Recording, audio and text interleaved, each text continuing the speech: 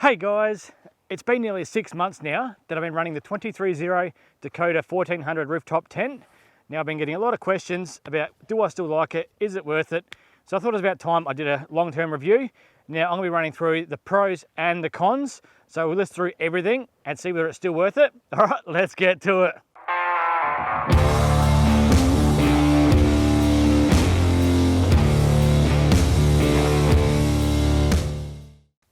I'll try and make this a pretty quick video for you guys. Let's start by running through the pros of the rooftop tent. I've been really happy with all the tie-down straps. They're a lot thicker than my previous rooftop tent, and I've pulled down really hard on this to try and pack it right down, and I've never broken a single strap. It doesn't even look like they're going to break, so they're a lot stronger. The tropical layer up top, being a darker colour compared to my previous rooftop tent, I was a bit worried that in the summer this might fade, but this has survived a whole summer now, and look, it still looks like new. There's nothing wrong with this at all. I've been very happy with the floor in this one. You've seen what happened with my last rooftop tent. It was creaking, you couldn't walk on it at all without it creaking. This is still very solid, much better. I can't tell you how much I love having these huge windows. Waking up this morning, looking at the water straight out here, you just can't beat it. These poles are still holding up too. They haven't lost any tension at all, so when they're not on here, they're still dead straight. My previous ones, after a while, bent and lost a lot of their tension. I've been really impressed with this bag too.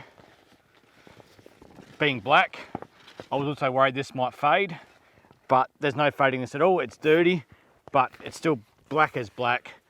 And also, on my previous rooftop tent, didn't take long at all for us to break the zip. I had to actually tie a piece of string to be able to close this each time, but this zip, it's never got caught once. This bag's been great. The black coating of LST, light suppression technology, on the inside of the canvas here, keeping it nice and dark inside. It's still held up really well. There was one person said that theirs cracked, but I've had no issues at all. We use ours every weekend. We've had no cracking at all. It's still holding up perfectly, and I still love waking up in the dark.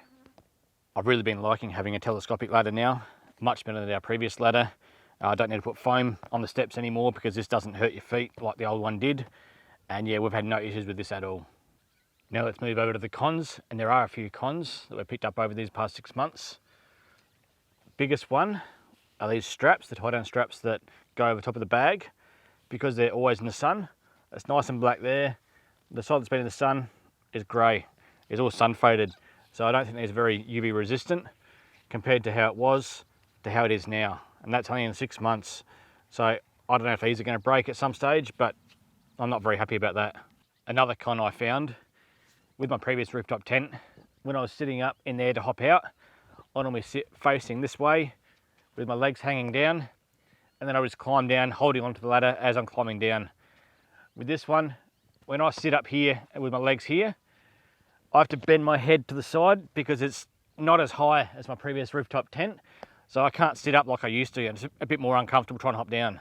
These poles here that fold out when you open up the rooftop tent, and you undo this clip and you pull that out and lock it in. Sometimes they'll get stuck and they won't want to come in or out. So you've got to try and do them both together at the same time, otherwise they get a bit jammed. And you've got to be careful too, if you pull it too far, it'll pop all the way out. So be very careful with that. There's just one more con, the mattress. This one here is 65mm thick. My previous rooftop tent was 75, so it's a little bit more comfortable, but I do understand why they've done it. They've tried to make the mattress a bit smaller so that you can fit more bedding in when it's folded up, but there's nothing stopping you from putting a little self-inflating mattress or a little air mattress in there just to aid it if you do find it uncomfortable. Now that you've seen the pros and the cons, after nearly 6 months of using this, would I still recommend this as a viable option? I still believe, even though we have had a couple of little things go wrong, overall I still believe it's the best rooftop tent you can buy in this price range. There is nothing else that compares to it. Like I've said, Darchi and all the others, same quality, there's nothing wrong with them. They're excellent rooftop tents. The one thing that won me over with this was that layer of LST on the inside, meaning it's dark during the day no matter what time it is, whereas if you hop in a Darchi or my old rooftop tent, the Adventure Kings, yeah, there's no way you could sleep in the morning, and it keeps it a lot cooler as well. So that's the biggest advantage why I chose this. At the time of filming this video, 230 are actually in the process of pre-releasing and taking pre-orders for their brand new rooftop tent. It's a hard shell, so one of those ones where you simply undo the 2 latches, lift it up, and that's it. All your bedding's there, ready to go. There's no setup at all. So a 30-second setup compared to a 5-minute setup. So that there is priced just under $4,000. Compared to other hard shell rooftop tents, a lot of them are between $5,000 to $7,000. So I think it's priced pretty right, but I do understand why it's a little bit cheaper. There's no side mounts on the side of it if you want to mount an awning. There's no 12 volt on the inside, which some of the others have, but that's why you're paying an extra $3,000 to $4,000. Someday in the future, I'd love to check out their new rooftop tent and do a review on that one for you as well.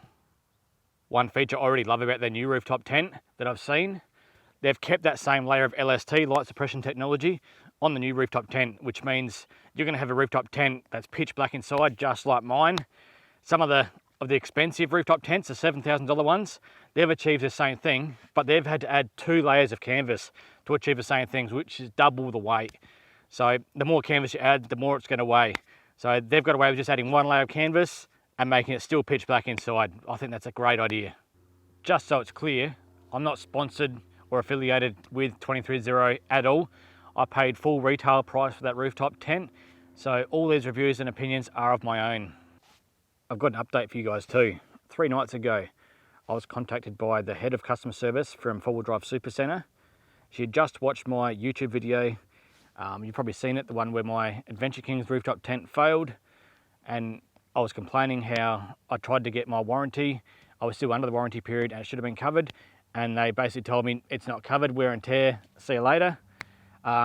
She was absolutely appalled on the way I was treated. That's not the way they want to represent themselves. So she's tried to do everything she can. She went straight to the CEO of 4-wheel drive Supercenter 2 days ago, had a chat with him, and yeah, they cannot apologise enough the way I was treated. They're now giving me a full refund on my rooftop tent, which is fantastic. I'm well out of warranty now, so they've gone above and beyond. And not only that, they're also going to give me a brand new set of driving lights that are released in May, I think it is. So they haven't even been released yet. They want me to do an exclusive review on these driving lights. So I'm really looking forward to that, and I'm really pleased with this outcome.